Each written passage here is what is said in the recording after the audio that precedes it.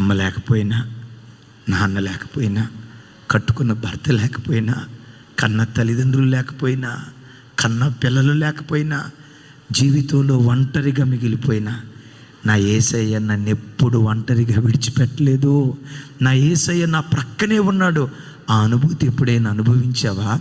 అదే గనుక నువ్వు అనుభవించగలిగితే ఎవరుంటే ఎంత, ఎవరు లేకపోతే ఎంత, యేసు ఒక్కడు నా బ్రతుకులో ఉన్నాడు చాలు.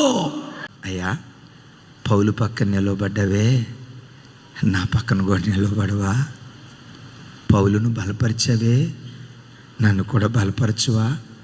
పౌలు ప్రక్కన నిలబడి పౌలు మీద నీకు ఏ ప్రణాళిక ఉందో ఆ ప్రణాళిక అంతా నెరవేర్చవే.